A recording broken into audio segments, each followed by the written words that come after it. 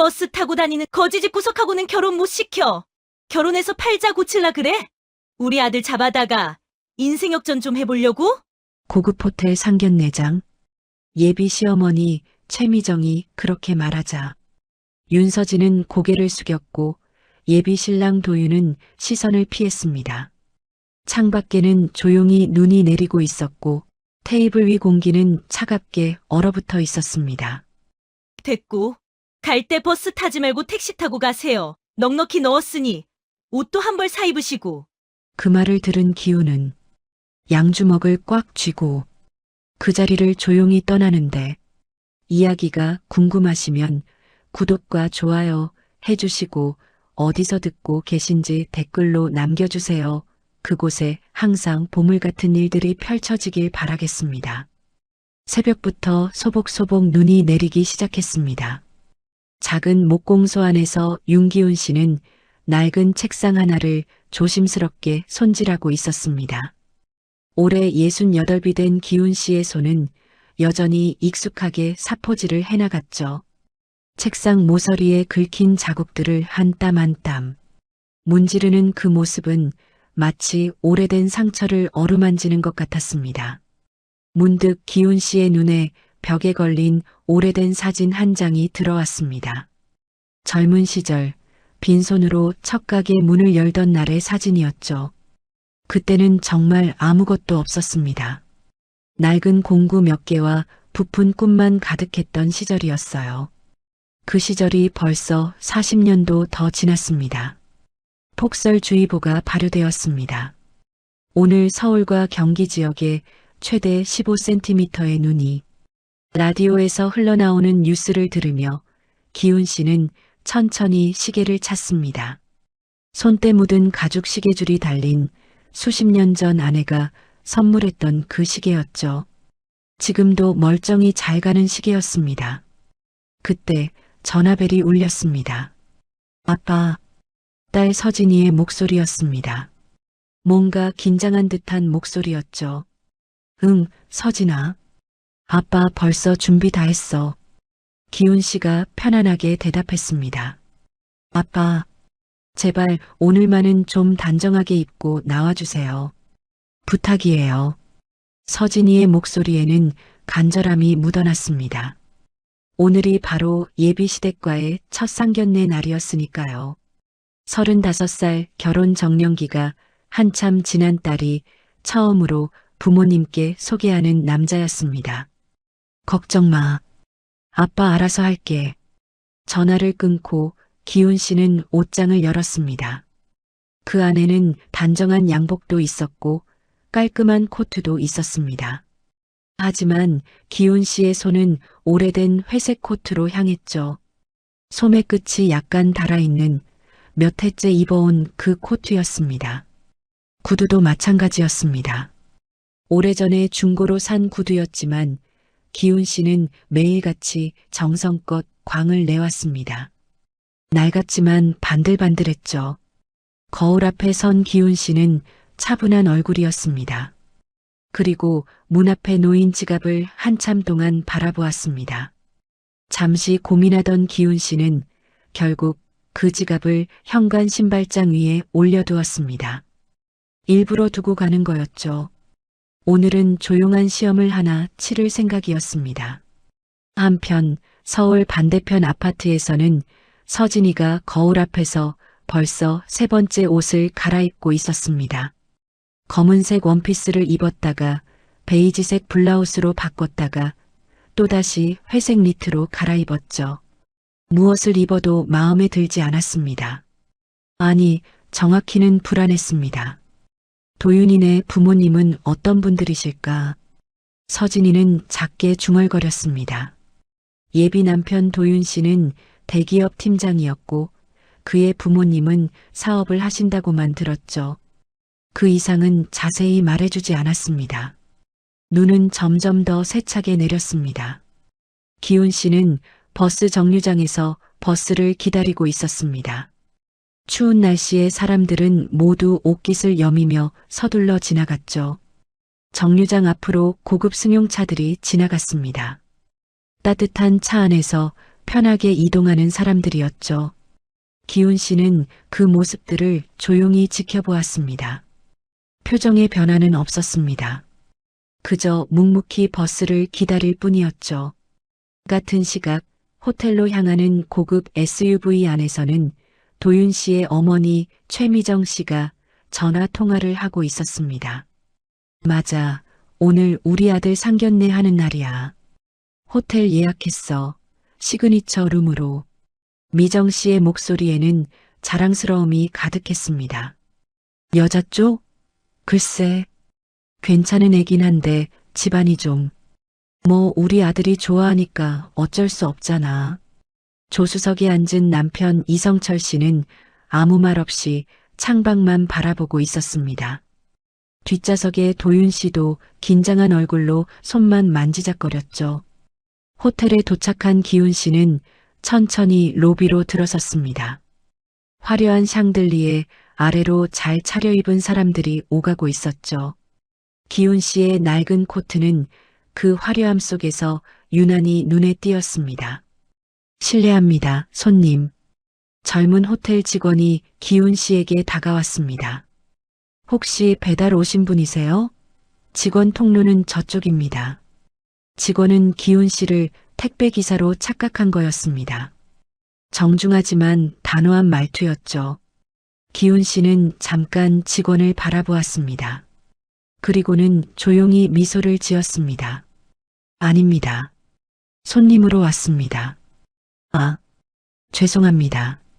직원이 어색하게 물러났지만 그의 눈빛에는 여전히 의아함이 남아 있었습니다. 바로 그때 서진이가 로비로 들어왔습니다. 아버지의 모습을 본 서진이는 잠깐 놀란 표정을 지었습니다. 하지만 곧 아버지에게 다가가 손을 꼭 잡았죠. 아빠 괜찮아요? 응, 아빠 괜찮아. 기훈 씨는 딸의 차가운 손을 감싸 쥐었습니다. 서진이의 손이 이렇게 차가운 건 추워서가 아니라 긴장해서라는 걸 기훈 씨는 알고 있었습니다. 창가 쪽에서는 미정 씨가 로비를 내려다보고 있었습니다. 저기 저 사람들 봐. 미정 씨가 남편에게 속삭였습니다. 설마 저분들이 신부 측은 아니겠지?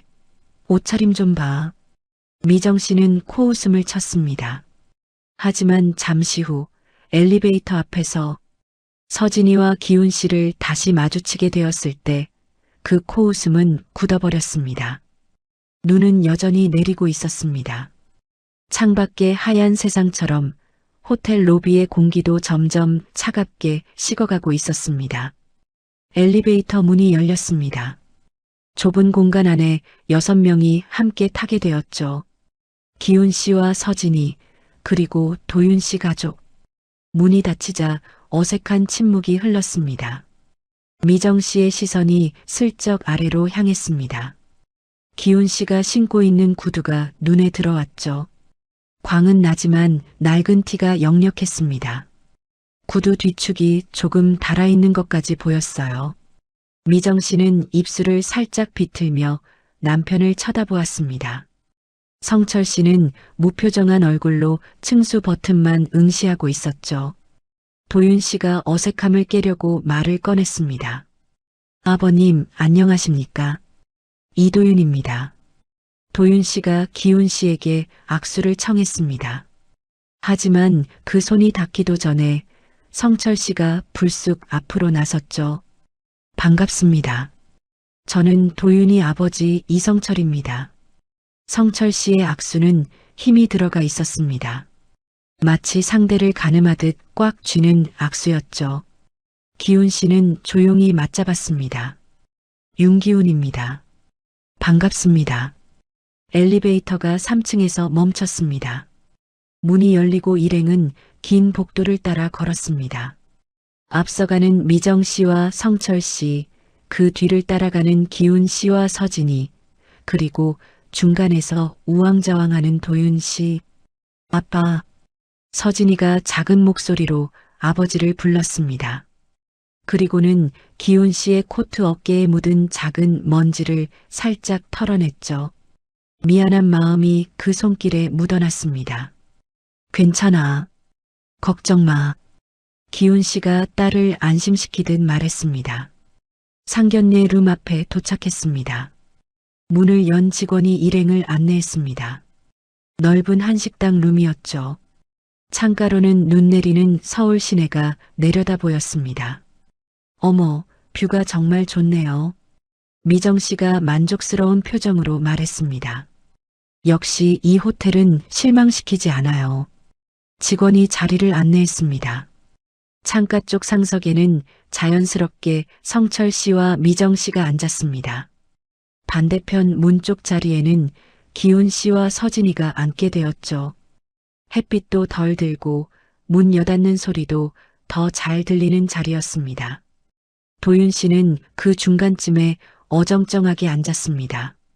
바로 그때 다른 직원 한 명이 메뉴판을 들고 들어왔습니다. 그 직원은 기훈 씨를 보더니 잠깐 멈칫했죠. 실례지만 혹시 담당자분이세요? 주방 쪽에서 확인할 게 있다고. 아닙니다. 저도 손님입니다. 기훈 씨가 차분하게 대답했습니다. 직원은 황급히 고개를 숙이며 물러났습니다. 죄송합니다. 그 모습을 지켜본 미정 씨의 입가에 묘한 미소가 번졌습니다. 아이고, 호텔 직원들도 바쁘긴 바쁜가 봐요. 실수가 잦네요. 자리에 앉자마자 미정 씨가 말문을 열었습니다. 그런데 뭔가 오래된 가구 냄새 같은 정감이 나는 것 같네요. 옛날 생각이 나는 것 같기도 하고요. 미정 씨의 말투는 부드러웠지만 그 속에 담긴 뜻은 달랐습니다. 서진이의 얼굴이 순간 굳었죠. 성철 씨도 한마디 거들었습니다. 허허, 소탈한 스타일이시네요. 요즘 같은 세상에 이렇게 검소하신 분도 드물죠. 겉으로는 칭찬이었지만 그 말 속에는 은근한 무시가 깔려 있었습니다. 기훈 씨는 아무 말 없이 물잔을 들어 물을 한 모금 마셨습니다. 표정에는 아무런 변화가 없었죠. 서진이가 애써 대화를 돌려보려 했습니다. 날씨가 정말 춥네요. 눈도 많이 오고요. 그러게요. 이런 날 나오시느라 고생 많으셨어요. 미정 씨가 대답했지만 시선은 여전히 기훈 씨에게 가 있었습니다. 메뉴를 보던 미정 씨가 웨이터를 불렀습니다. 저기요. 저희 이쪽은요. 한정식 코스 어로 주세요. 제일 좋은 걸로요. 그리고는 기훈 씨와 서진이 쪽을 가리키며 말했습니다. 이쪽 두 분은 코스 B로 해주시겠어요? 양이 적당한 걸로요. 메뉴판에는 분명히 적혀 있었습니다. 코스 A는 15만 원, 코스 B는 8만 원이라고요. 미정 씨는 메뉴로도 선을 그은 겁니다. 어머님, 저희도 같은 걸로. 서진이가 말하려 하자 미정 씨가 손을 저었습니다. 아니에요, 괜찮아요. B 코스도 충분히 훌륭해요. 양도 많고, 저희는 평소에 이런 거 자주 먹어서 입이 좀 까다로워서 그래요. 기훈 씨는 여전히 말이 없었습니다. 다만 딸의 손을 탁자 아래에서 살짝 잡아주었죠. 음식이 하나둘 나오기 시작했습니다. 확실히 A 코스와 B 코스는 그릇부터 달랐습니다. 더 화려하고 더 정성스러워 보이는 쪽은 당연히 성철 씨와 미정 씨 앞이었죠. 아, 그런데 사돈 어른께서는 무슨 일을 하신다고 했죠? 미정 씨가 본격적으로 질문을 시작했습니다. 가구점을 합니다. 기훈 씨가 간단히 대답했습니다. 아, 가구점이요. 요즘 가구점도 수입이 괜찮은가 봐요? 미정 씨의 말투에는 의심이 섞여 있었습니다. 손맛으로 먹고 삽니다. 기훈 씨의 대답은 짧았지만 정직했습니다. 손맛이라. 그럼 직접 만드시는 건가요? 아, 그럼 목수시네요? 미정 씨가 웃으며 물었지만 그 웃음은 차갑게 느껴졌습니다. 도윤 씨가 난처한 표정으로 어머니를 쳐다봤습니다. 하지만 미정 씨의 표정을 보자 입을 다물고 말았죠. 아버지 성철 씨는 팔짱을 낀 채 그저 지켜만 보고 있었습니다. 창밖으로는 눈이 더욱 세차게 내리고 있었습니다. 하지만 룸 안의 공기는 그 눈보다 더 차갑게 식어가고 있었습니다. 기훈 씨는 조용히 젓가락을 들었습니다. 그리고 천천히 음식을 입에 넣었죠. 그의 얼굴에는 여전히 아무런 감정도 드러나지 않았습니다. 음식을 몇 점 먹고 나서 미정 씨가 냅킨으로 입가를 닦으며 말을 꺼냈습니다. 그런데 사돈어른, 혹시 집은 작아세요? 갑작스러운 질문이었습니다. 서진이가 깜짝 놀라 어머니 쪽을 쳐다봤죠. 아, 어머님. 괜찮아요, 서진 씨. 궁금한 게 당연하잖아요. 앞으로 가족이 될 사이인데. 미정 씨는 웃으며 말했지만 그 웃음에는 온기가 없었습니다. 기훈 씨가 조용히 대답했습니다. 네, 작합니다. 아, 그래요? 동네는 어디쯤이세요? 성북동 쪽입니다. 성북동이요? 거기도 요즘 재개발 얘기가 많던데. 아, 혹시 빌라세요? 질문은 끝이 없었습니다. 미정 씨는 마치 신문조사라도 하듯 하나하나 캐물었죠. 오래된 주택입니다. 기훈 씨의 대답은 언제나 짧고 담담했습니다.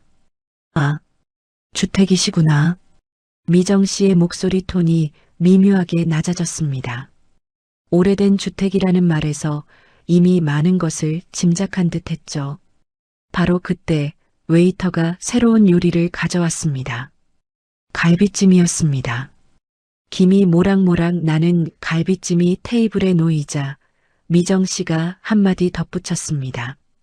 이 요리는 좀 양념이 강한 편이에요. 혹시 입맛에 안 맞으실 수도 있는데. 뭐, 괜찮으시겠죠? 무슨 뜻인지 알 수 없는 말이었습니다. 하지만 그 속에는 당신네는 이런 고급 요리에 익숙하지 않을 거야 라는 뜻이 담겨 있었죠. 성철 씨가 갑자기 말을 꺼냈습니다. 참, 제 얘긴 아직 안 드렸죠? 저는 건설 쪽 일을 합니다. 작은 회사지만 그래도 직원이 300명 정도 되는 규모예요. 자랑이었습니다. 노골적인 자랑이었죠. 올해 연매출이 500억 정도 됐어요. 뭐, 대기업에 비하면 아무것도 아니지만요.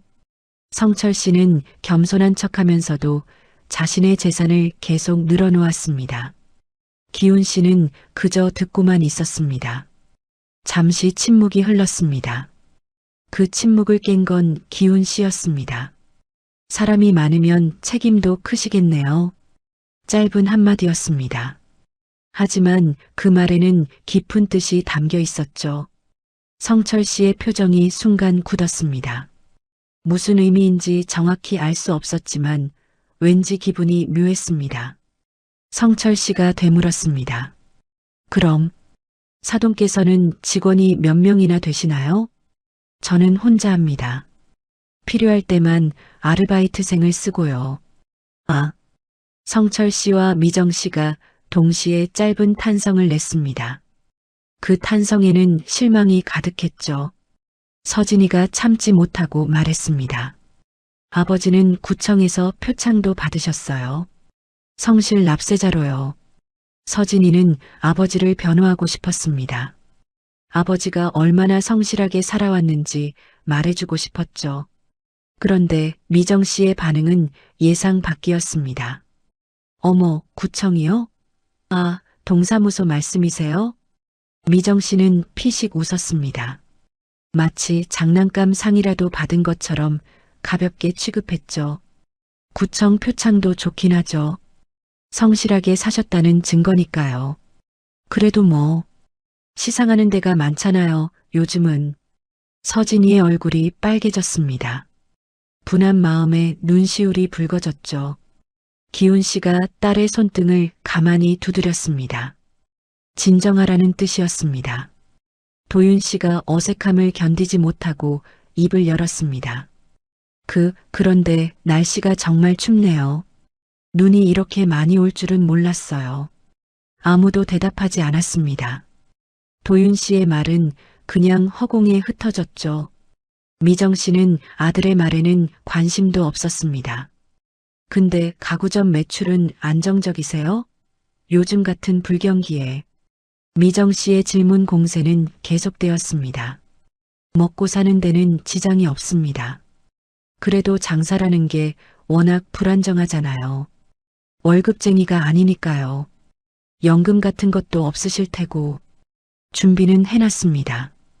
기훈 씨는 여전히 짧게 대답했습니다. 말을 길게 하지 않았죠. 미정 씨가 슬쩍 남편을 쳐다봤습니다. 남편도 고개를 끄덕이며 뭔가 확인하는 듯한 눈빛을 보냈죠. 그나저나 따님은 누구를 닮아서 이렇게 똑부러졌을까요?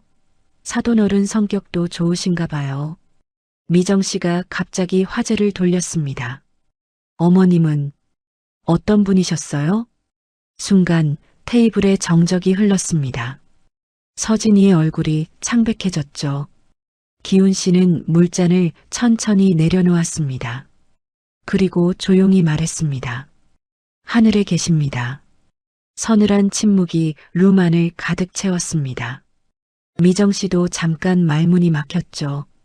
하지만 그것도 잠시 금방 표정을 바꿨습니다. 아, 그러시구나. 죄송해요. 제가 실례를. 말은 죄송하다고 했지만 미정 씨의 눈빛에는 미안함보다는 역시나라는 표정이 더 짙었습니다. 서진이가 수저를 집으려다 그만 손이 떨려 수저를 떨어뜨렸습니다. 쨍그랑 하는 소리가 조용한 룸 안에 울렸죠. 아, 웨이터가 재빨리 다가와 새 수저를 가져다 주었습니다. 서진이는 고개를 숙인 채 고맙다는 말도 제대로 하지 못했습니다. 기훈 씨는 말없이 물을 한 모금 더 마셨습니다.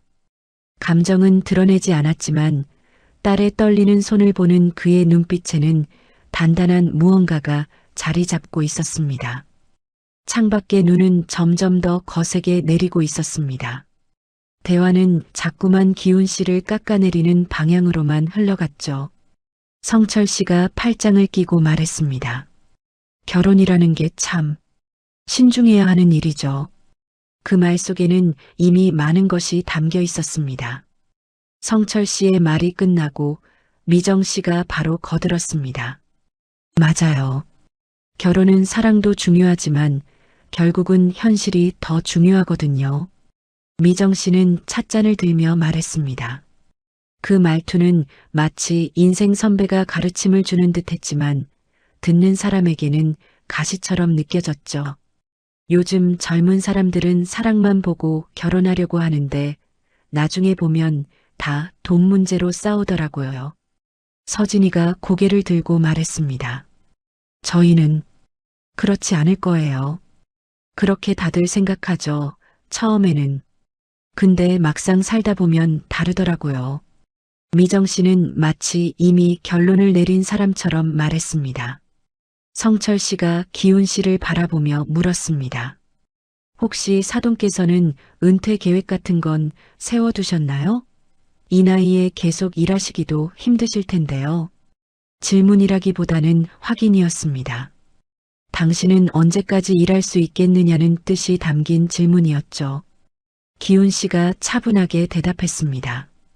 이미 은퇴했습니다. 아, 그러시구나. 성철 씨와 미정 씨의 얼굴에 묘한 표정이 스쳤습니다.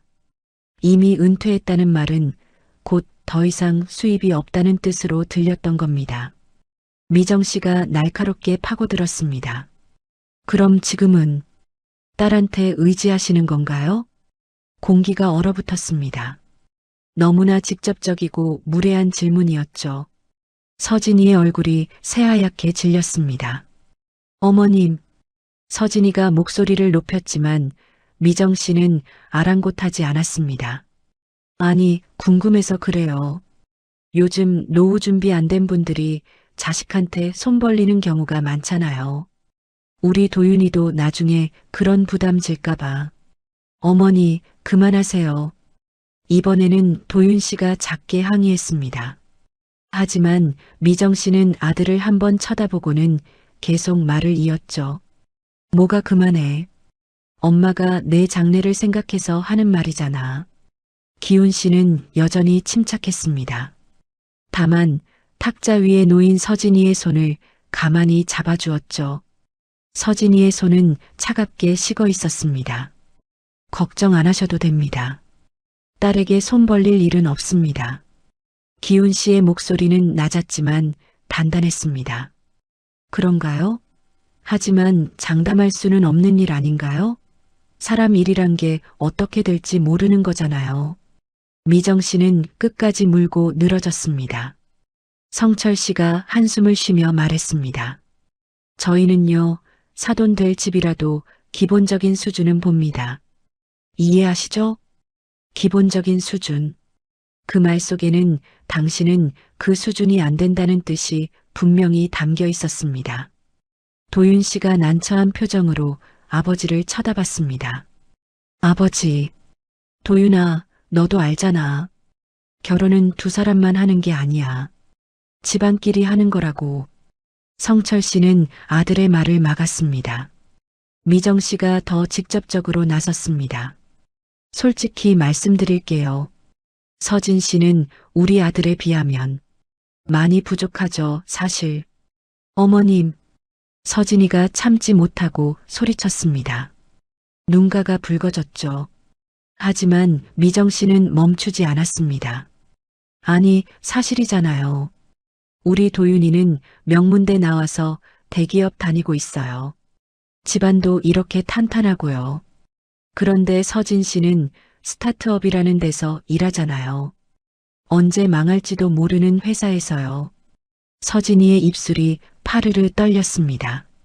눈물이 그렁그렁 맺혔지만 서진이는 눈물을 흘리지 않으려고 애썼죠. 기훈 씨가 서진이의 손을 더욱 꽉 잡았습니다. 그리고 미정 씨를 바라보며 조용히 말했습니다. 사람의 가치는 어디서 일하느냐로 정해지는 게 아닙니다. 그건 그렇죠. 하지만 현실은 다르잖아요. 미정 씨는 조금도 물러서지 않았습니다. 도윤 씨가 다시 한번 말하려 했습니다. 어머니, 정말. 하지만 이번에는 성철 씨가 아들을 제지했습니다. 성철 씨는 도윤 씨를 한번 쏘아보더니 고개를 저었죠. 도윤 씨는 입만 번긋하고 결국 아무 말도 하지 못했습니다. 부모님 앞에서 도윤 씨는 그저 고개를 숙인 채 젓가락만 만지작거렸습니다. 서진이를 지켜주지 못했습니다. 미정 씨가 차를 한 모금 마시며 말을 이었습니다. 그래도 사람은 배경이 중요해요. 특히 결혼에서는요. 사랑만으로는 안 되죠, 정말. 그래서 오늘 이 자리를 만든 거겠지요. 기훈 씨가 처음으로 긴 문장을 말했습니다. 그 말에는 깊은 의미가 담겨 있었죠. 네. 미정 씨가 되물었습니다. 서로를 제대로 보자고 그래서 이 자리를 만든 게 아니겠습니까? 기훈 씨의 말에는 묘한 힘이 있었습니다. 미정 씨가 잠시 말문이 막혔죠. 서진이는 더 이상 참을 수가 없었습니다. 고개를 숙인 채 눈물을 떨구지 않으려고 애썼지만 숨소리는 점점 거칠어졌습니다. 기훈 씨는 딸의 어깨를 가만히 두드렸습니다. 그 손길에는 위로가 담겨 있었죠. 도윤 씨는 서진이를 바라봤습니다. 미안한 표정이었습니다. 하지만 그뿐이었습니다. 아무것도 할 수 없는 자신의 무력함만 느낄 뿐이었죠. 창밖으로는 여전히 눈이 내리고 있었습니다. 하얀 눈송이들이 끊임없이 떨어지고 있었지만 룸 안의 분위기는 그 눈보다 훨씬 더 차갑고 냉랭했습니다. 성철 씨가 시계를 보며 말했습니다. 슬슬 식사를 마무리해야 할 것 같은데요. 분위기를 정리하려는 말이었습니다. 더 이상 할 말도 없다는 뜻이기도 했죠. 기훈 씨는 조용히 젓가락을 내려놓았습니다. 그리고 딸을 바라봤습니다. 서진이도 고개를 들어 아버지를 봤죠. 두 사람의 눈빛이 마주쳤습니다. 말은 없었지만 그 눈빛 속에는 많은 것들이 담겨 있었습니다. 식사는 끝이 났습니다. 하지만 아무도 자리에서 일어나지 않았죠. 테이블 위에는 반쯤 남은 음식들과 차가운 찻잔들만 놓여 있었습니다. 무거운 침묵이 흘렀습니다. 창밖으로는 여전히 눈이 펑펑 쏟아지고 있었어요. 하얀 눈송이들이 끝없이 내려앉는 모습이 유리창 너머로 보였죠. 기훈 씨는 수저를 조심스럽게 내려놓았습니다. 그리고 천천히 주변을 둘러봤습니다. 화려한 한식당 룸, 고급스러운 그릇들, 값비싼 음식들. 하지만 정작 중요한 것은 하나도 없는 자리였죠. 성철 씨가 형식적으로 말했습니다. 오늘 좋은 자리가 되었기를 바랍니다. 좋은 자리? 과연 이게 좋은 자리였을까요? 성철 씨 자신도 그 말이 얼마나 공허한지 알고 있었을 겁니다. 기훈 씨가 조용히 대답했습니다. 저도 많은 걸 알게 됐습니다. 의미심장한 대답이었습니다. 무엇을 알게 되었다는 걸까요? 미정 씨의 눈빛이 순간 날카로워졌습니다. 우리 입장에서도 부담이 컸어요. 솔직히. 미정 씨가 웃으며 덧붙였습니다. 하지만 그 웃음은 차가웠습니다. 성철 씨가 냅킨을 접으며 일어섰습니다. 잠깐 화장실 좀 다녀오겠습니다. 성철 씨가 자리를 비운 사이 룸 안에는 4사람만 남았습니다. 기훈 씨와 서진이, 그리고 미정 씨와 도윤 씨. 잠시 후 미정 씨가 갑자기 서진이를 똑바로 쳐다보며 물었습니다. 서진 씨, 정말 이 결혼하고 싶어요? 갑작스러운 질문이었습니다. 서진이가 놀라 고개를 들었죠. 네, 물어보는 거예요. 진심으로 우리 아들이랑 결혼하고 싶은 거냐고요. 미정 씨의 목소리는 날카로웠습니다. 더 이상 돌려 말하지 않았죠. 서진이는 대답을 하지 못했습니다. 아니, 할 수가 없었습니다. 오늘 이 자리에서 겪은 일들이 머릿속을 스쳐 지나갔으니까요. 미정 씨가 비웃듯 말했습니다. 그것 봐요. 너도 확신이 없잖아. 사랑한다면서 대답도 못하네.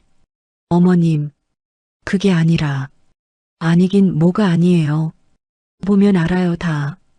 당신도 우리 집안이 부담스러운 거잖아. 도윤 씨가 작게 말했습니다. 어머니, 제발. 하지만 미정 씨는 아들의 말을 무시했습니다. 기훈 씨가 입을 열려고 했습니다. 무언가 말을 하려는 듯 입술이 움직였죠. 그는 성철 씨가 돌아오기를 기다리는 것 같았습니다. 딸 생각해서 기훈 씨가 말을 시작했습니다. 하지만 그 순간 성철 씨가 화장실에서 돌아왔습니다. 기훈 씨는 말을 멈췄죠. 성철 씨가 자리에 앉으며 물었습니다. 무슨 얘기하셨어요? 아무것도 아니에요, 당신.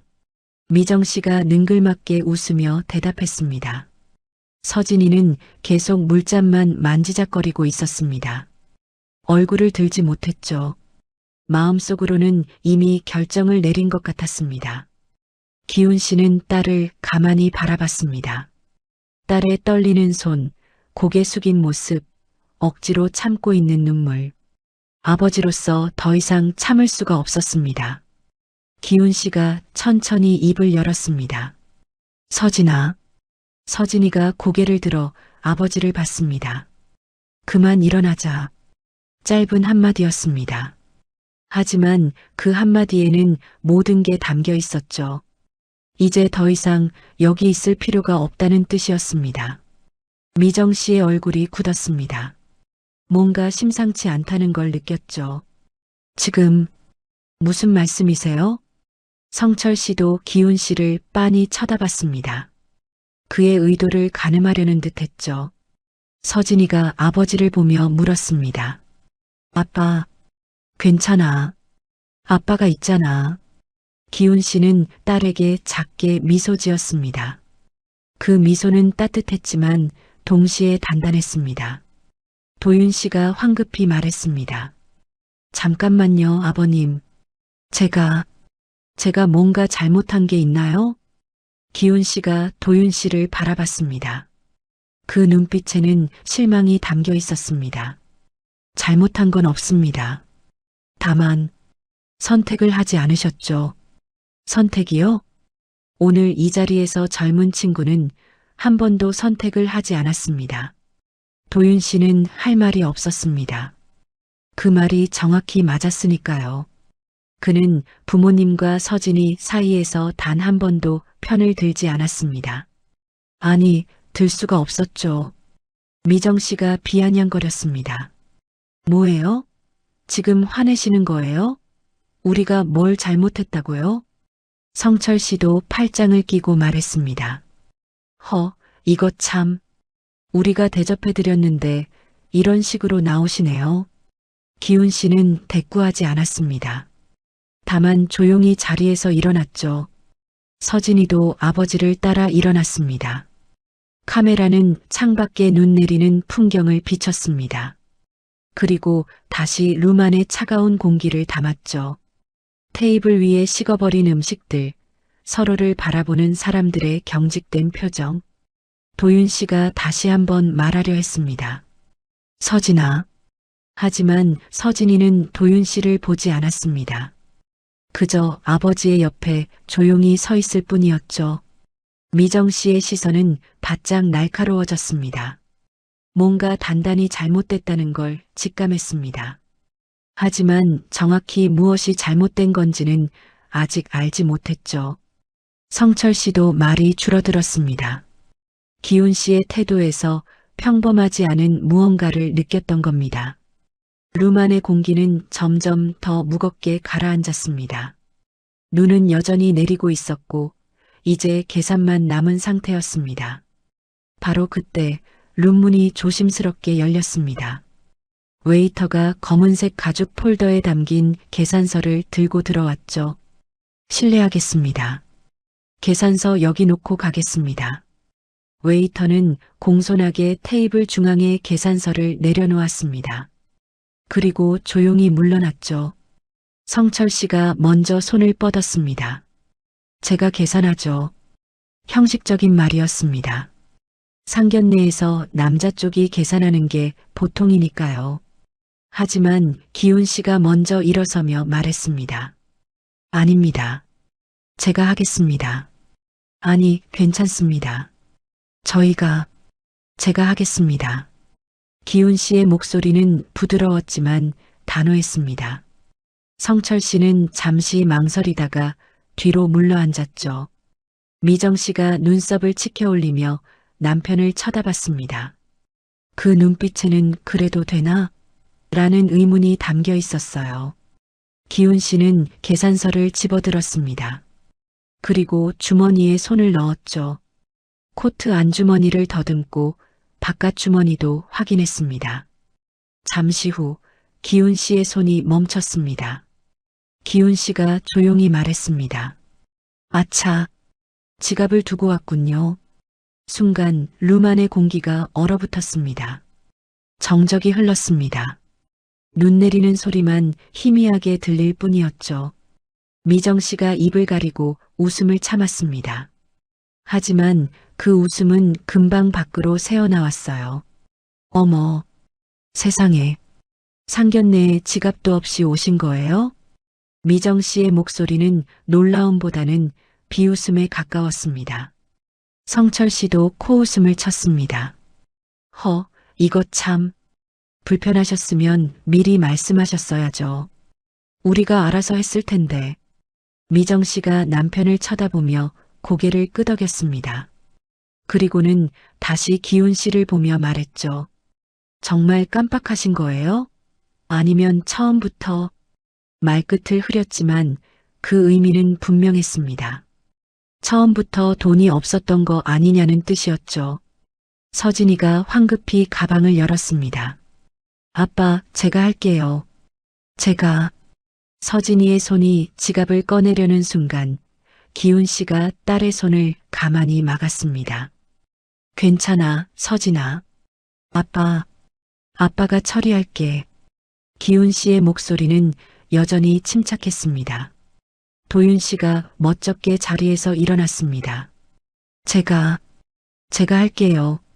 도윤 씨가 계산서를 집으려는 순간 미정 씨가 날카로운 눈빛으로 아들을 쳐다봤습니다. 그 눈빛 한 번에 도윤 씨의 손이 멈췄죠. 도윤아, 앉아. 하지만 어머니, 앉으라고. 미정 씨의 목소리는 명령조였습니다. 도윤 씨는 결국 다시 주저앉고 말았어요. 어머니의 눈치를 보느라 끝까지 일어서지 못한 겁니다.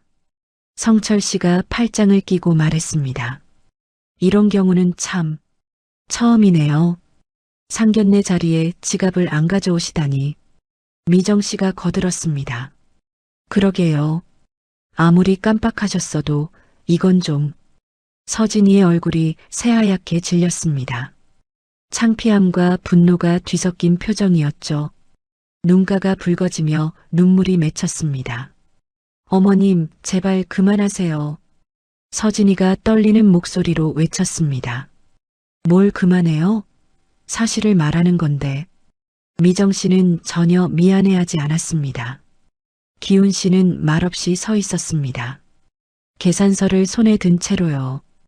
그의 얼굴에는 여전히 아무런 감정도 드러나지 않았습니다. 웨이터가 다시 들어와 상황을 파악했습니다. 어색한 공기를 느낀 웨이터는 난처한 표정으로 서 있을 뿐이었죠. 손님, 결제는? 성철 씨가 손을 흔들며 말했습니다. 잠깐만요. 저희가 처리할게요. 성철 씨는 기훈 씨를 보며 비아냥거렸습니다. 불편하시면 솔직하게 말씀하시죠. 뭐하러 이렇게까지. 기훈 씨가 천천히 고개를 들었습니다. 그리고 성철 씨와 미정 씨를 차례로 바라봤죠. 불편하셨다면 죄송합니다. 기훈 씨의 목소리는 낮고 단호했습니다. 일부러 그런 건 아닙니다. 하지만 덕분에 많은 걸 확인할 수 있었습니다. 뭘 확인하셨다는 거예요? 미정 씨가 따지듯 물었습니다. 기훈 씨는 대답하지 않았습니다. 다만 서진이를 바라보며 작게 미소 지었죠. 서진아, 나가자. 서진이는 눈물을 참으며 고개를 끄덕였습니다. 그리고 가방에서 지갑을 꺼냈어요. 제가 계산하고 나갈게요. 서진이가 카드를 꺼내려는 순간 도윤 씨가 다시 일어섰습니다. 서진아, 내가. 하지만 이미 늦었습니다. 서진이는 도윤 씨를 쳐다보지도 않았죠. 그저 웨이터에게 카드를 건넸을 뿐이었습니다. 결제해 주세요. 네, 알겠습니다. 웨이터가 카드를 받아들고 나갔습니다. 미정 씨가 혀를 찼습니다. 쯧쯧, 결국 딸이 내는구나. 아버지가 딸한테 손 벌리는 꼴이네. 기훈 씨가 미정 씨를 바라봤습니다. 그 눈빛은 차가웠지만 흔들림이 없었죠. 제 딸이 낸 겁니다. 손 벌린 게 아닙니다. 그게 그거죠, 뭐. 미정 씨는 끝까지 비아냥거렸습니다. 결제가 끝나고 서진이가 카드를 받았습니다. 영수증을 받아들 때 서진이의 손이 떨리고 있었어요. 기훈 씨는 딸의 손을 꼭 잡아주었습니다. 그리고 조용히 문 쪽으로 걸어갔죠. 이 순간 이 침묵이 오히려 가장 큰 힘을 발휘하고 있었습니다. 기훈 씨는 한마디 변명도 한마디 항변도 하지 않았습니다. 그저 담담하게 자신이 옳다고 믿는 방식으로 행동했을 뿐이었죠. 도윤 씨는 자리에 그대로 앉아 있었습니다. 일어서지도 따라가지도 못했습니다. 그저 무력하게 서진이의 뒷모습만 바라볼 뿐이었죠. 창밖의 눈은 더욱 거세게 내리고 있었습니다. 기훈 씨와 서진이가 문 쪽으로 걸어가려는 순간이었습니다. 잠깐만요. 미정 씨의 목소리가 두 사람을 멈춰 세웠습니다. 기훈 씨와 서진이가 뒤를 돌아봤습니다. 미정 씨는 가방을 뒤지고 있었죠. 무언가를 찾는 것 같았습니다. 잠시 후 미정 씨가 하얀 봉투 하나를 꺼냈습니다. 두툼한 봉투였어요. 미정 씨는 그 봉투를 테이블 위에 올려놓으며 말했습니다. 아무래도 이런 상황이 올 줄 알고 미리 준비해놨어요. 성철 씨가 아내를 쳐다봤습니다. 무슨 일인지 궁금한 표정이었죠. 도윤 씨도 어머니를 바라봤습니다. 미정 씨는 봉투를 기훈 씨 쪽으로 밀었습니다. 봉투가 살짝 열려 있어서 안에 수표가 보였어요. 1,000만 원권 수표였습니다. 눈도 이렇게 많이 오고 지갑도 없으시다니. 택시비라도 쓰세요. 미정 씨의 말투는 겉으로는 정중했지만 그 속에는 노골적인 무시가 담겨 있었습니다. 체면은 잃으셔도 자존심은 좀 지켜드리고 싶네요. 미정 씨는 마치 시혜를 베푸는 사람처럼 말했습니다. 하지만 그 말 속에는 비웃음이 가득했죠. 서진이의 얼굴이 순간 일그러졌습니다.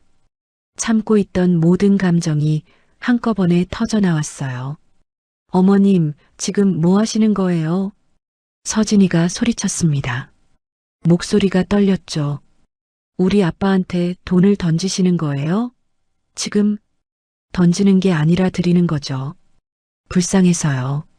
미정 씨는 태연하게 대답했습니다. 정말 길에서 택시라도 잡으시려면 돈이 필요하잖아요. 버스 타고 가시기엔 날씨도 너무 춥고요. 말 한마디 한마디가 칼날처럼 날카로웠습니다. 도윤 씨가 자리에서 벌떡 일어났습니다. 어머니, 그만하세요. 도윤 씨가 처음으로 목소리를 높였습니다. 지금까지 참고만 있던 도윤 씨가 드디어 입을 연 겁니다. 이건 너무 하시는 거예요. 서진이 아버님한테 어떻게 이러실 수가 있어요? 너는 가만히 있어. 미정 씨가 날카롭게 아들을 제압했습니다. 엄마가 너 생각해서 하는 일이야. 나중에 후회하지 말라고. 성철 씨는 팔짱을 낀 채 아무 말도 하지 않았습니다. 그저 묵묵히 지켜볼 뿐이었죠. 아내가 하는 일을 묵인하고 있는 겁니다. 서진이가 봉투를 집어 미정 씨에게 도로 밀었습니다. 필요 없어요. 이런 거 필요 없다고요. 서진 씨, 자존심 내세울 때가 아니에요. 현실을 봐요, 현실을. 미정 씨는 여전히 비웃는 표정이었습니다. 기훈 씨는 그 봉투를 한참 동안 바라봤습니다. 하얀 봉투, 그 안에 든 1,000만 원짜리 수표, 그리고 그것을 건네는 사람의 우월감 넘치는 표정. 기훈 씨가 천천히 고개를 들었습니다. 그리고 미정 씨를 똑바로 쳐다봤죠. 제가 어떤 사람인지는 모르실 겁니다. 기훈 씨의 목소리는 낮았지만 또렷했습니다. 하지만 한 가지는 확실히 말씀드릴 수 있습니다. 뭔데요? 미정 씨가 비웃으며 물었습니다. 딸 앞에서 이런 돈에는 손대지 않는 사람입니다. 기훈 씨의 말에는 흔들림이 없었습니다. 단호하고 명확했죠. 사람의 품위는 돈으로 사고 팔 수 있는 게 아닙니다. 미정 씨의 표정이 굳었습니다. 뭔가 기분이 묘해졌죠. 기훈 씨의 말투에서 평범하지 않은 무언가를 느낀 겁니다. 기훈 씨가 서진이를 바라봤습니다. 서진아, 가자. 네, 아빠. 서진이는 눈물을 닦으며 아버지 곁으로 갔습니다. 도윤 씨가 급히 서진이에게 다가갔습니다. 서진아, 미안해. 정말 미안해. 오빠. 서진이가 도윤 씨를 쳐다봤습니다. 그 눈빛에는 실망이 가득했어요. 오빠는 끝까지 선택하지 않았어요. 한 번도요. 서진아. 그게 답인 것 같아요. 서진이의 목소리는 차분했지만 그 속에는 깊은 상처가 담겨 있었습니다. 기훈 씨가 도윤 씨를 바라보며 말했습니다. 젊은 친구. 네, 아버님. 선택은 자네가 하는 겁니다. 하지만 오늘 자네는 아무것도 선택하지 않았어요. 도윤 씨는 고개를 들지 못했습니다. 그 말이 정확히 맞았으니까요. 기훈 씨와 서진이는 문을 향해 걸어갔습니다. 하얀 봉투는 여전히 테이블 위에 남아 있었죠. 미정 씨가 뒤에서 소리쳤습니다. 후회하실 거예요. 우리 집안이 얼마나 대단한 집안인지 나중에 알게 되실 테니까. 기훈 씨는 뒤돌아보지 않았습니다. 서진이도 마찬가지였죠. 두 사람은 그대로 문을 열고 나갔습니다. 문이 닫히고 룸 안에는 침묵만 남았습니다. 미정 씨는 테이블 위에 봉투를 보며 혀를 찼습니다. 정말 자존심만 센 사람들이네. 쯧쯧. 성철 씨는 여전히 아무 말이 없었습니다. 다만 창밖을 바라볼 뿐이었죠. 도윤 씨는 자리에 주저앉아 고개를 떨구고 있었습니다. 무력한 자신이 너무나 한심하게 느껴졌습니다. 카메라는 천천히 창밖으로 이동했습니다. 눈은 여전히 펑펑 내리고 있었어요. 하얀 눈송이들이 끝없이 떨어지고 있었죠. 그리고 다시 룸 안으로 돌아왔습니다. 테이블 위에 홀로 남겨진 하얀 봉투가 클로즈업 되었어요. 그 봉투는 마치 오늘 이 자리의 모든 것을 상징하는 것 같았습니다. 복도를 걸어가는 기훈 씨와 서진이의 뒷모습이 보였습니다. 두 사람은 말없이 나란히 걸어가고 있었죠. 서진이가 아버지의 팔을 꼭 잡았습니다. 기훈 씨도 딸의 손을 감싸 쥐었어요. 창밖으로는 눈이 더욱 거세게 내리고 있었습니다. 하지만 두 사람의 걸음은 흔들림이 없었습니다. 호텔을 나온 부녀는 말없이 걸었습니다. 눈은 더욱 거세게 내리고 있었어요. 하얀 눈송이들이 두 사람의 어깨 위에 소복소복 쌓였죠. 기훈 씨가 걸음을 멈췄습니다. 그리고 자신이 입고 있던 낡은 코트를 벗기 시작했어요. 아빠, 왜 그러세요? 서진이가 놀라 물었습니다. 기훈 씨는 대답 없이 코트를 벗어 서진이의 어깨에 조심스럽게 둘러주었습니다. 낡았지만 따뜻한 코트였죠. 아빠는 추우시잖아요. 아빠는 괜찮아. 넌 얇게 입고 나왔잖아. 기훈 씨는 서진이의 코트깃을 여며주며 말했습니다. 아버지의 손길은 조심스럽고 다정했어요. 그 순간 서진이는 더 이상 참을 수가 없었습니다. 참고 있던 눈물이 왈칵 쏟아졌죠. 아빠, 미안해요. 정말 미안해요. 서진이가 흐느끼며 말했습니다. 내가 잘못 봤어요. 내가 사람을 잘못 봤어요. 서진아, 저런 사람들인 줄 몰랐어요. 도윤 오빠가 저렇게 무력한 사람인 줄도 몰랐고요. 서진이의 목소리는 떨렸습니다. 분함과 슬픔과 후회가 뒤섞인 목소리였죠. 기훈 씨가 딸의 어깨를 토닥였습니다. 미안할 거 없어. 내가 뭘 잘못했니? 아빠한테 창피만 주고. 창피? 아빠가 언제 창피했어? 기훈 씨가 서진이의 얼굴을 들여다보며 말했습니다. 아빠는 오늘 널 지킨 거야. 그게 아빠가 한 선택이고. 아빠, 내가 저런 집안에 들어가서 평생 고생하는 걸 아빠가 어떻게 가만히 봐. 차라리 지금 알게 돼서 다행이지. 기훈 씨의 목소리는 단단했지만 따뜻했습니다. 두 사람은 버스 정류장을 향해 천천히 걸었습니다. 눈은 계속 내렸고 거리는 점점 하얗게 변해가고 있었어요. 버스 정류장에 도착해 기다리는 동안 서진이가 조용히 물었습니다. 아빠는 왜 그렇게 사세요? 응? 왜 그렇게 검소하게 사세요? 아빠면 충분히. 더 좋은 옷도 입고 좋은 차도 타실 수 있잖아요. 기훈 씨가 잠시 생각에 잠겼습니다. 그리고 조용히 말했습니다. 엄마가 그랬어. 사람은 가진 걸로 평가받으면 안 된다고. 엄마가요? 응. 내 엄마 말이. 진짜 품격은 겉모습이 아니라 내면에서 나온다고 했지. 기훈 씨의 눈빛이 잠시 멀어졌습니다. 오래전 기억을 떠올리는 것 같았죠. 화면이 잠깐 흐려지며 과거 장면이 나타났습니다. 젊은 시절의 기훈 씨와 아내가 작은 가게 앞에 서 있었어요. 빈손이었지만 두 사람은 서로의 손을 꼭 잡고 웃고 있었습니다. 그 웃음은 행복으로 가득했죠. 다시 현재로 돌아왔습니다. 엄마 생각나요? 서진이가 조심스럽게 물었습니다. 기훈 씨는 대답 대신 천천히 고개를 끄덕였습니다.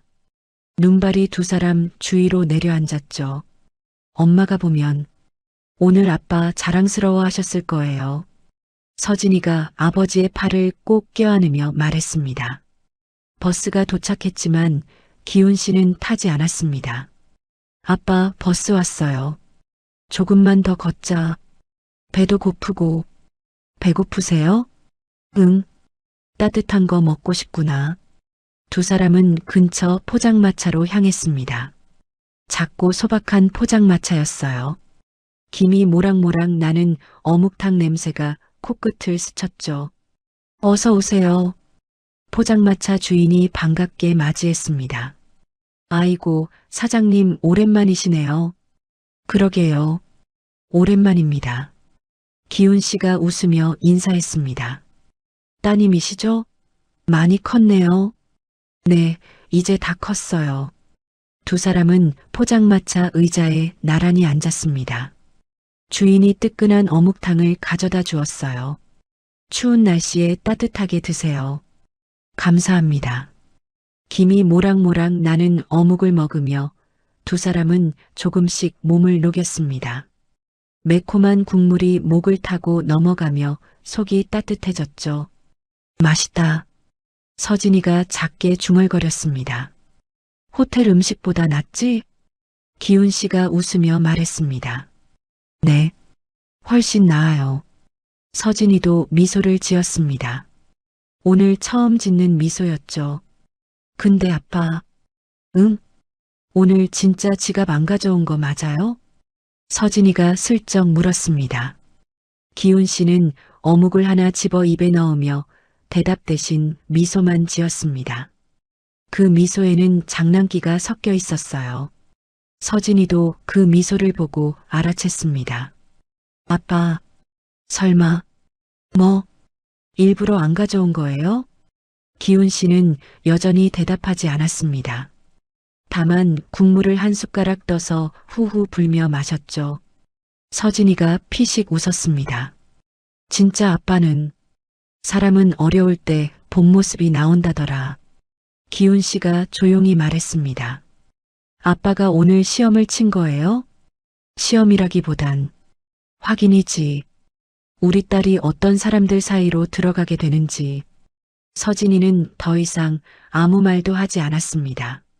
다만 아버지의 어깨에 머리를 살짝 기댔죠. 오빠는 몰랐을 거예요. 저런 부모님 밑에서 자라는 게 뭔지. 그래, 그럴 수도 있지. 근데 그래도 선택은 할 수 있었잖아요. 서진이의 목소리에는 아쉬움이 묻어났습니다. 겉을 보는 것보다 속을 보는 게 더 중요해. 그건 나이와 상관없는 일이야. 기훈 씨가 딸의 어깨를 토닥이며 말했습니다. 어묵탕을 다 먹고 두 사람은 다시 버스 정류장으로 향했습니다. 눈은 여전히 내리고 있었지만 두 사람의 마음은 조금 가벼워진 것 같았어요. 버스를 기다리며 서진이가 말했습니다. 아빠 고마워요. 뭐가? 날 지켜줘서요. 기훈 씨는 딸의 손을 꼭 잡아주었습니다. 그게 아빠 역할이지 뭐. 버스가 도착했고 두 사람은 나란히 버스에 올라탔습니다. 차창 밖으로는 눈 내리는 거리가 천천히 흘러갔죠. 카메라는 천천히 줌아웃되며 눈 쌓인 거리를 비췄습니다. 하얀 눈 속을 달려가는 버스, 그 안에서 나란히 앉아있는 부녀의 실루엣이 보였습니다. 두 사람 사이에는 말이 없었지만 그 침묵 속에는 깊은 사랑과 신뢰가 흐르고 있었습니다. 사흘이 지났습니다. 성철 씨의 회사, 사무실 안은 어수선했습니다. 전화벨이 쉴 새 없이 울렸고 직원들은 분주하게 움직였죠. 사장님, 큰일입니다. 비서가 급하게 사장실로 들어왔습니다. 왜 그래? 성철 씨가 서류를 보다 말고 고개를 들었습니다.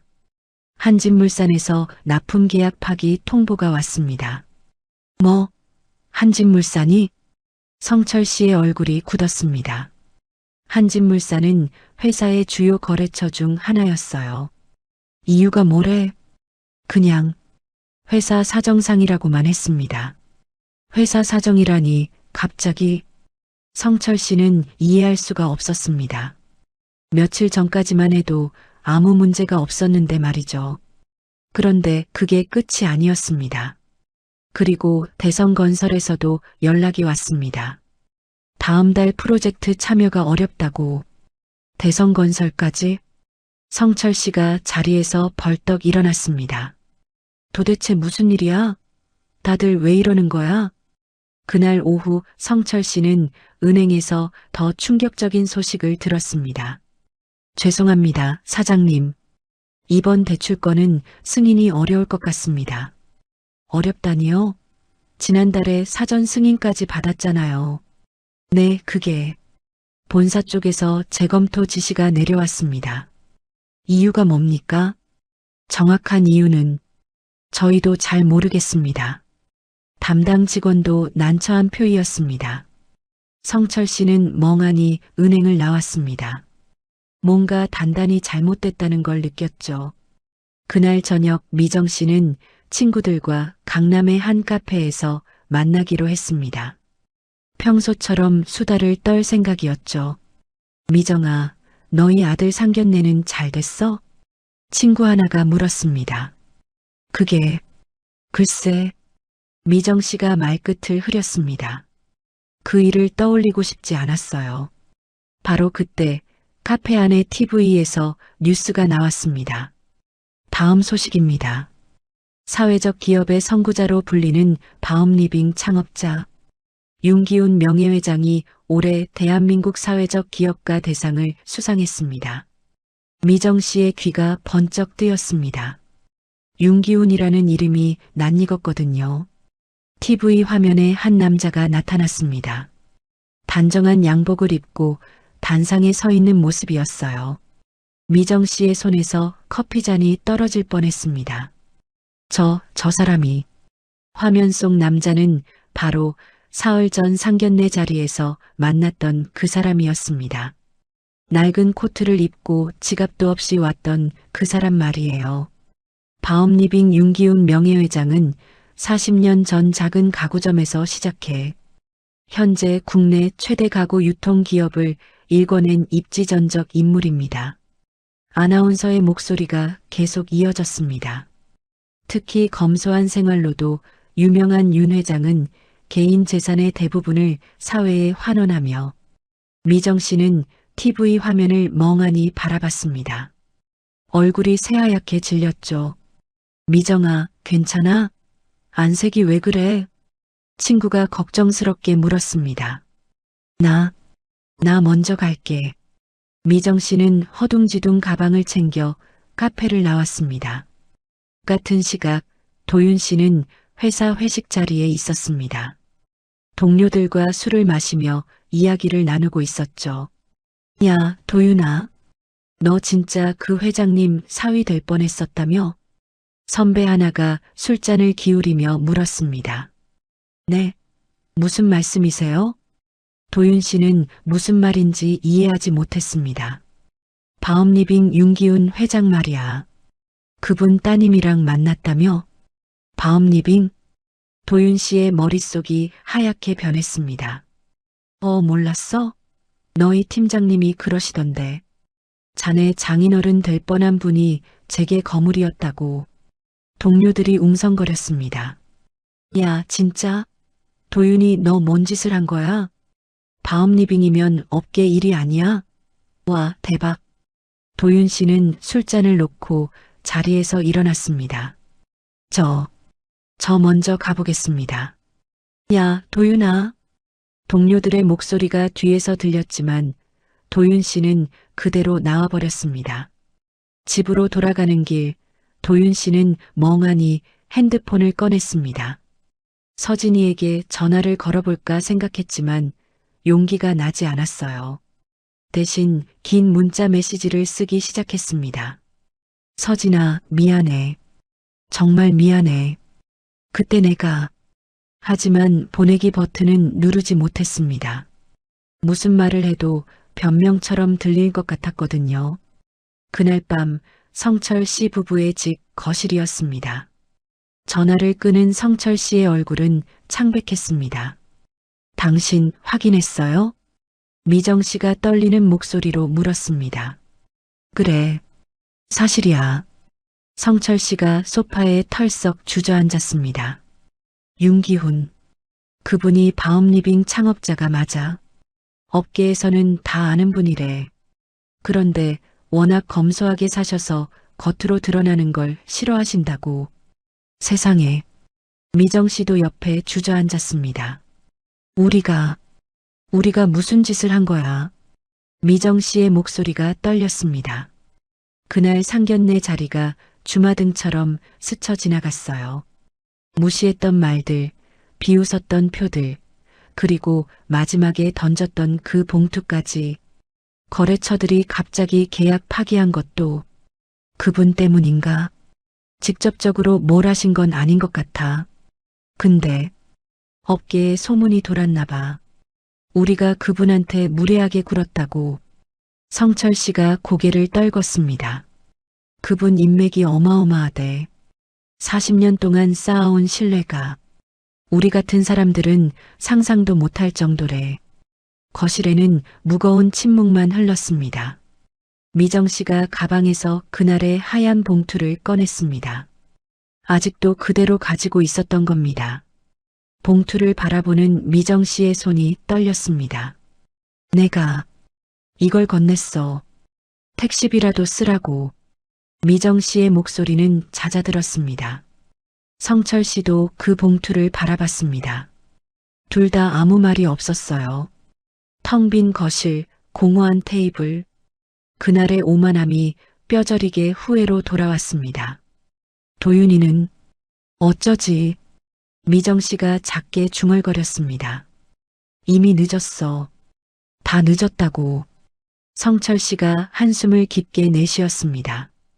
창밖으로는 다시 눈이 내리기 시작했습니다.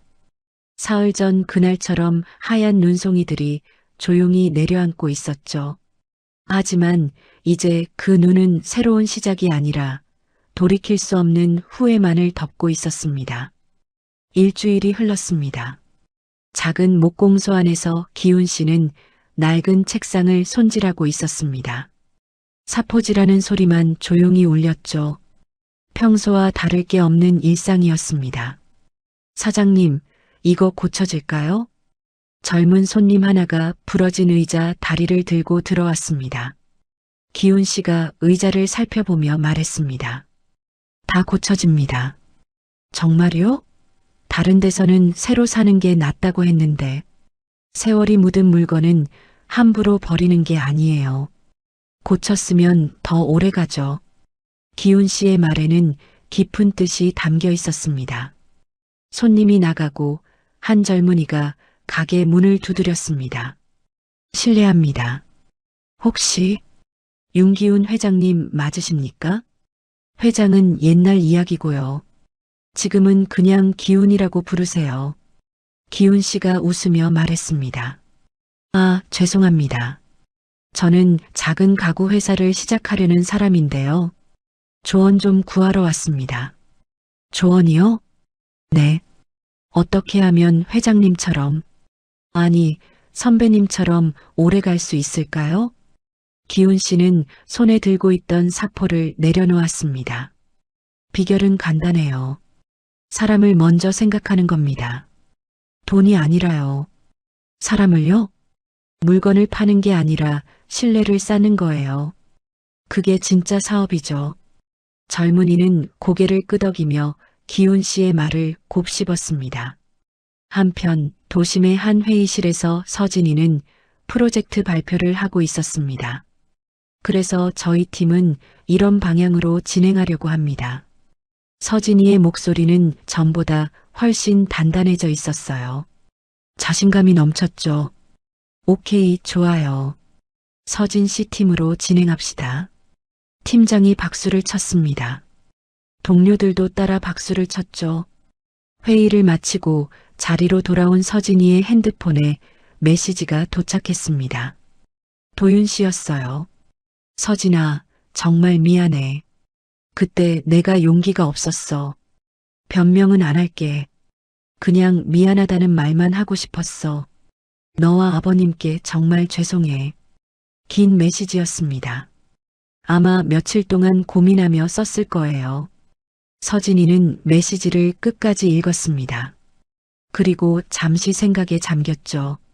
하지만 답장은 하지 않았습니다. 대신 그 메시지를 조용히 지웠어요. 이미 지나간 일이었고 서진이는 앞으로 나아가기로 했으니까요. 바로 그때 다른 메시지가 도착했습니다. 서진 씨, 저 지난번 스터디 모임에서 봤던 김민수예요. 혹시 이번 주말에 커피 한 잔 어떠세요? 서진이는 잠시 생각하다가 미소를 지었습니다. 그리고 답장을 쓰기 시작했죠. 좋아요. 토요일 오후 어때요? 새로운 시작이었습니다. 저녁 무렵 기훈 씨의 집 부엌에서는 된장찌개 끓는 냄새가 퍼졌습니다. 기훈 씨가 직접 끓이는 저녁이었어요. 아빠, 제가 도와드릴까요? 현관문을 열고 들어온 서진이가 가방을 내려놓으며 물었습니다. 아니야, 거의 다 됐어. 손 씻고 앉아. 네. 두 사람은 소박한 밥상 앞에 마주 앉았습니다.